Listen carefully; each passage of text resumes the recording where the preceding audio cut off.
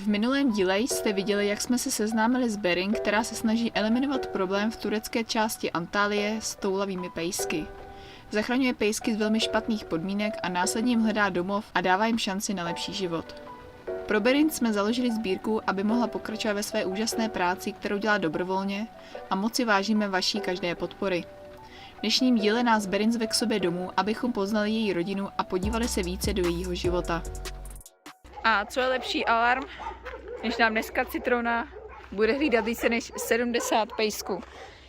Takže nám jde tady to auto. Štěkat a alarm. Pro dnešek máme zařízený. Jste tu noví, tak my jsme Roman, Káťa a Casey. Více než půl roku bydlíme v našem domečku na kolech, kterému říkáme Citron. Momentálně prozkoumáváme Turecko, tak se nezapomeň přihlásit k odběru, ať si s námi u nových videí, a nebo se k nám můžeš přidat na Patreon, pokud by si naši tvorbu chtěl podpořit více než jen sledování videí.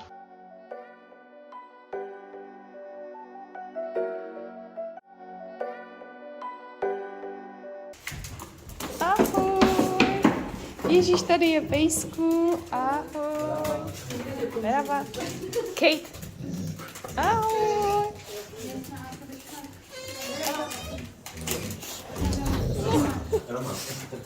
Hello, Kate. Tak jsme dorazili teďka domů a tady mají taky moc pejsků.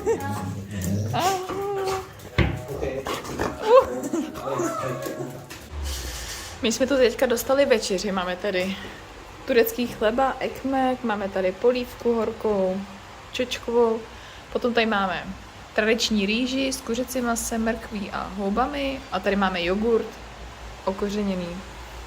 Takže kuláš, Berin. Dobré ráno, citroňáci, tak my se dnes probouzíme v tomhle krásném bytě u Berin. Noc jsme měli jako doma v peřinkách. Ještě jsme vám chtěli ukázat, jaký jsou její pejskové. Má 3 pejsky tady.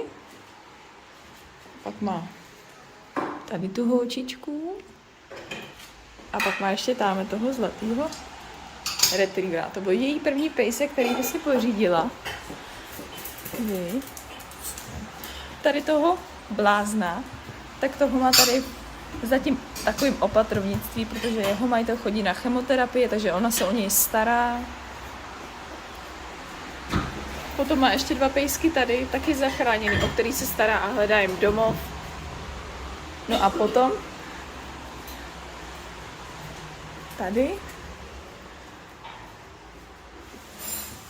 ta tak tam měla taky takový trauma, že jí mlátili, byly na ní ošklivý, takže tu si osvojila, tu má jako vlastní. A tady ta má taky úplně takový vděčný kukuč. A ta má tady ustřižený ocásek a taky na ní nebyli lidi moc hodní. A teď se má dobře.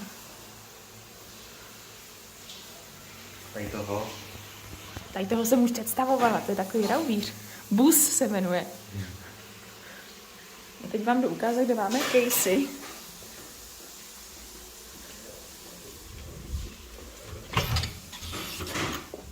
Casey, ta je tady v pokojíčku. No a tady jsme měli takovouhle krásnou postel. Pokoj, výhled tady.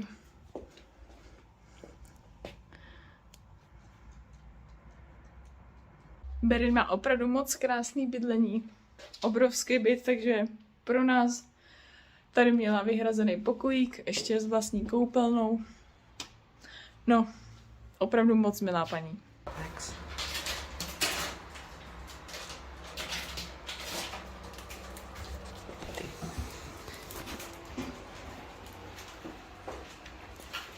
Káťa tady rozjíždí snídani. Naši oblíbenou bazlavou s kajmákem.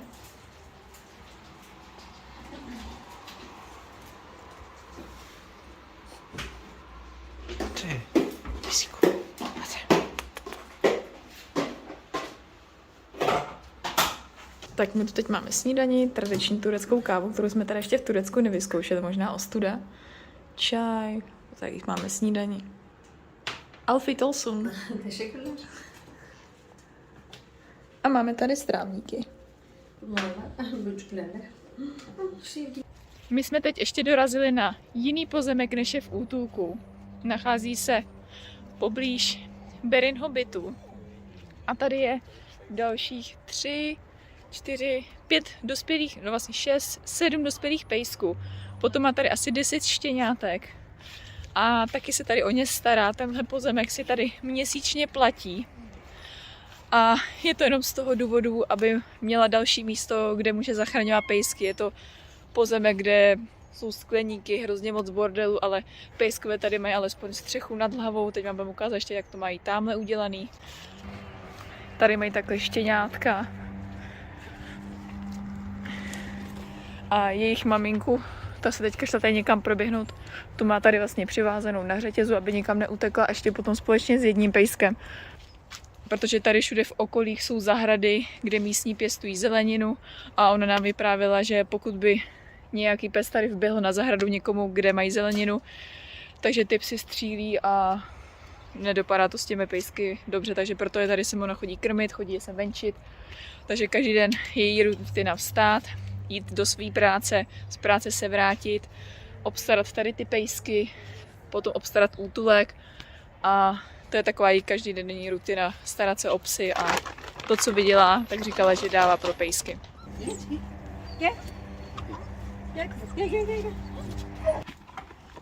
A tady jsou potom další pejskové. No čau. Počkej, pustíte mě?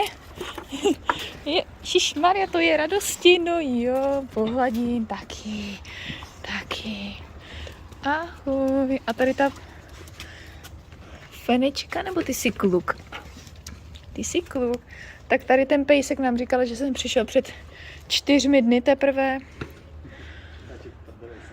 A tady má, jak jsme říkali, kupírovaný ouška a to prostě dělají zlí lidi. Není to normální, že psi mají kupírovaný uši.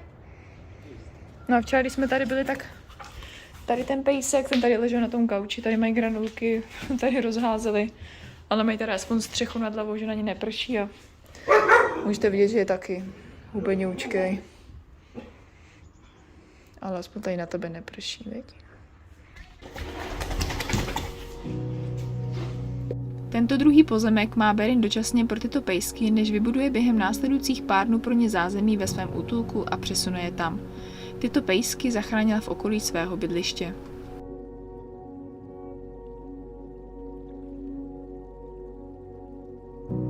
Že Berin nám teď říká, že tady toho pejska srazilo asi víc aut a má takový zoubky pokřivený a když jsme tady byli včera, tak je tak jako divně cenil.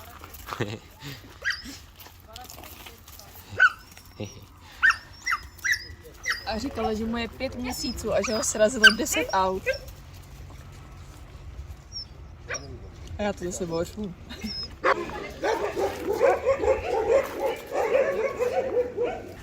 Teďka jedeme akorát z večeře a tam, kde je Berin, tak tam jsou všude psy. Zastavila tady a má tady další 3 pejsky, který sem chodí krmit.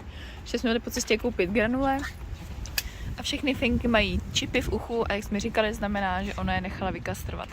Takže sem chodí krmit.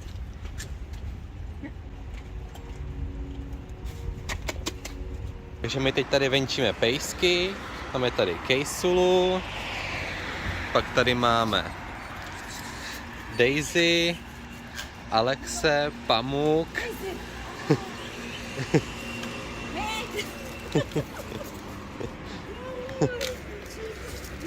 Díkej si.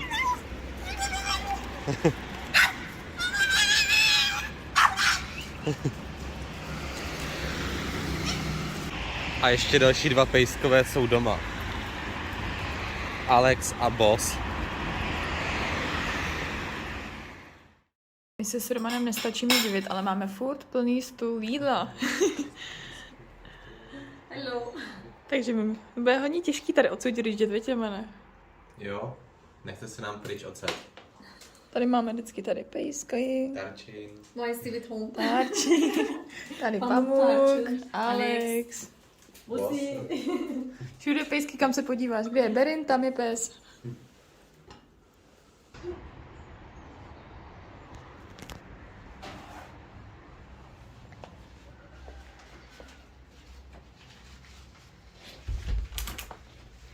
A tady jsme spali. U Berin doma. Jí děkujeme, že nás takhle pohostila. Kejsu a tady měla svůj pokoj vlastní, protože s ostatníma pejskama se jí tady moc nelíbilo, protože Kejsa taková samostatná a má ráda svůj klid. Jedináček.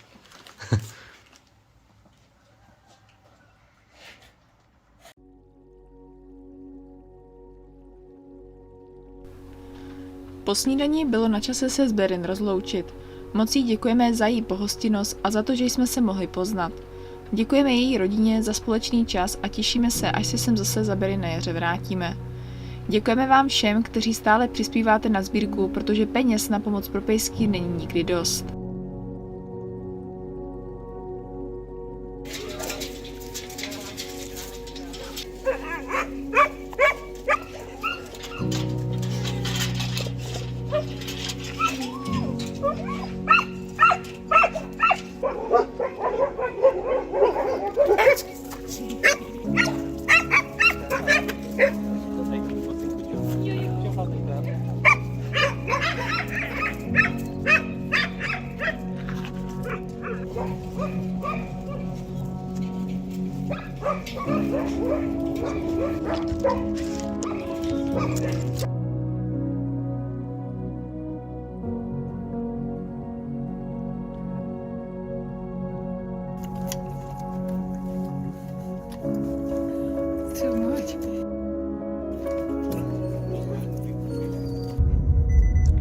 Dneska má tahle psí slečna šťastný den, protože se bude adoptovat.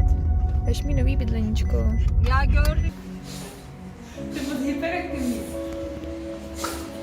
Klidu.